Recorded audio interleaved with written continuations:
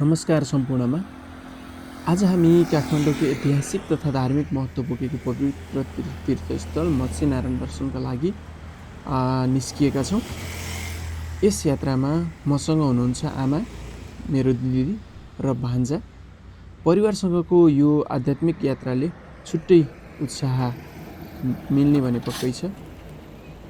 हाम्रो यात्रा बिहान ठिक 5:30 बजे रानीवनबाट सुरु गर्दैछौँ। तपाईहरु देख्न सक्नुहुन्छ यो हामी ठुलो भर्याङ स्थित छौँ सडकमा। यसपछि स्वयम्भू कलङ्की हुँदै हामी कीर्तिपुरतर्फ अगाडि बढिरहेका छौँ। तपाईहरु यहाँनिर देख्न सक्नुहुन्छ यो भने ठुलो भर्याङको दृश्य हो। हामी यति बेला दिदीहरुलाई कुरिरहेका छौँ।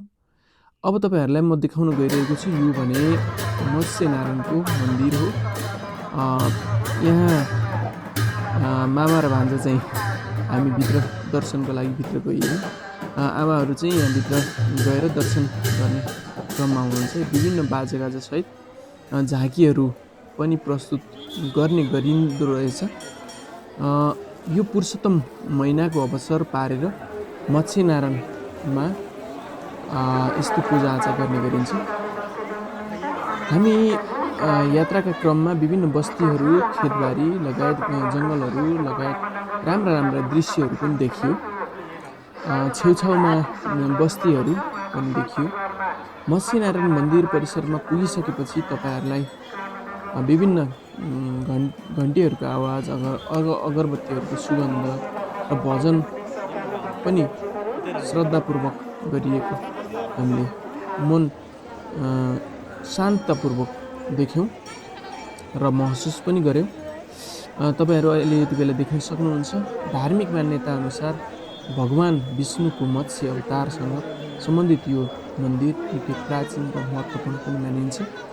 यहाँ दर्शन गर्दा मनोकामना पुरा हुने विश्वास पनि रहिआएको छ भने हामीले पनि विधिपूर्वक पूजा आर्चना गर्यौँ। आमा र दिदीले गर्नुभयो, हामी बाहिर बस्यौँ।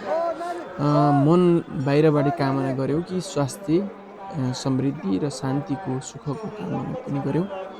मन्दिर परिसर वरिपरि संरचनाहरू बहुत आकर्षक देखिन्थ्यो। एकदम सिस्टमेटिक थियो। लाइनहरू त्यति धेरै बस्नु परेन। वृद्ध आमा हुनुहुन्थ्यो। उमेर पुगिसकेकोलाई छिटो अगाडिबाट जाने व्यवस्था पनि गरिएको रहेछ। तपाईहरु देख्न सक्नुहुन्छ आमा र दिदीलाई मैले देखाइरहेको छु। हामी भने भान्जा र म भने यतातिर भिडियोहरू बनाउने, भिडियोहरू खिच्ने लगायतको गतिविधिहरू गर्नमै व्यस्त रह्यौँ। यो पोखरी देख्न सक्नुहुन्छ। पोखरीको बीचमा मन्दिर देख्न सक्नुहुन्छ। प्राकृतिक सौन्दर्यले भरिपूर्ण यस मन्दिरमा खाली यही पुरुषोत्तम महिनाको अवसर पारेर भक्तजनहरूको घुइँचो तपाईहरु देख्न सक्नुहुन्छ। यहाँनिर मामा भान्जाको भिडियो पनि तपाईहरु देख्न सक्नुहुन्छ। यतातिर भिडभाड त्यतिकै छ। तपाईहरु देख्न सक्नुहुन्छ।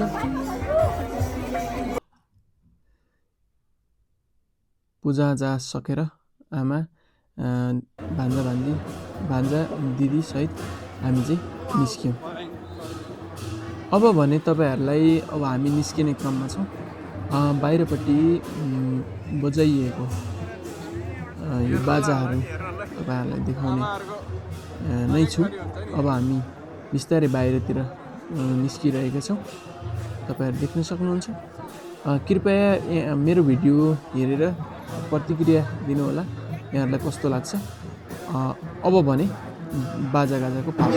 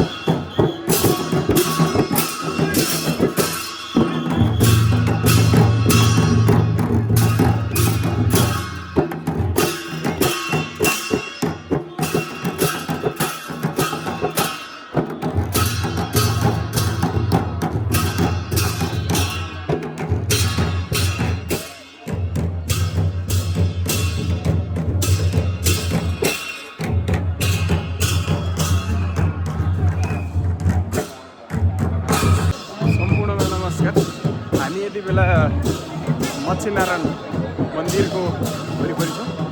तपाईँहरू देख्न सक्नुहुन्छ यो लाइन अत्यन्तै लामो लाइन रहेको छ। हामी चाहिँ बाहिरबाट दर्शन गरेर फर्किएका छौँ भने आमाहरू चाहिँ भित्र गएर लाइन बसेर फर्किनु भएको छ। तपाईँहरू ब्याकग्राउन्डमा देख्न सक्नुहुन्छ अत्यन्तै लामो लाइन रहेको छ। यहाँको पानीको चाहिँ वितरण चाहिँ पुरै फ्री रहेछ फेरि यहाँ।